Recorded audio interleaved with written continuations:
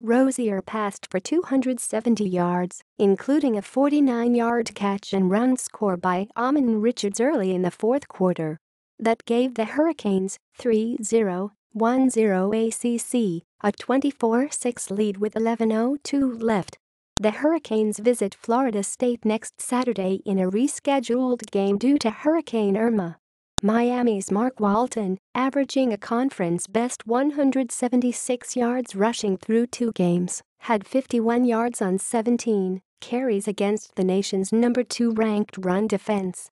He added 79 yards receiving, leaving in the fourth quarter with an ankle injury.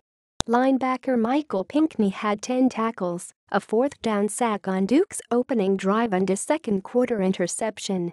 The Blue Devils, 4-1-1-1, finished with 349 yards, but converted only 5 of 19 third downs and didn't get into the end zone. Our defense gave up some yards and grasped between the 20s, Miami coach Mark Richt said. But when it got in the red zone, we found ways to force field goals. I thought our defense finished extremely well. Duke came into the game ranked in the bottom third nationally in red zone efficiency and now has 9 touchdowns and 9 field goals in 23 trips. Just went south, Duke coach David Cutcliffe said. That's got to be on me. I've got to help our players. I've got to find out what the circumstances are. We're going to take a long, hard look at that, and we will be better. Peyton honored today. Former Tennessee quarterback Peyton Manning will have his selection to the College Football Hall of Fame celebrated during halftime today. He invited Tennessee's other living Hall of Famers to join him at today's halftime ceremony.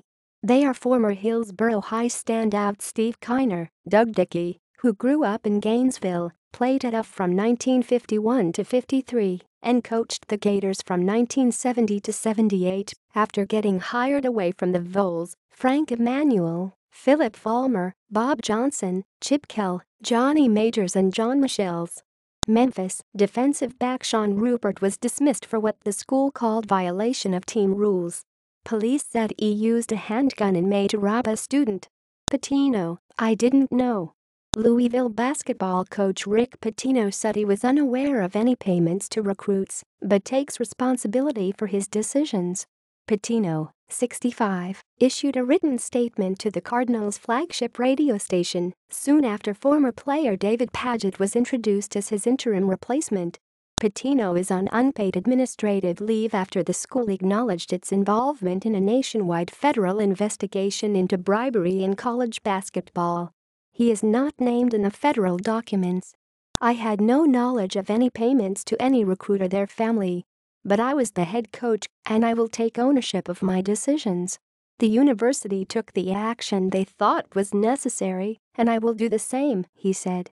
Padgett, 32, is coming off his first season as an assistant after 2 seasons as director of basketball operations.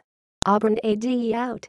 Auburn is laying the groundwork to oust athletic director Jay Jacobs, according to reports, a move that would be motivated in part by the school being part of the nationwide basketball scandal.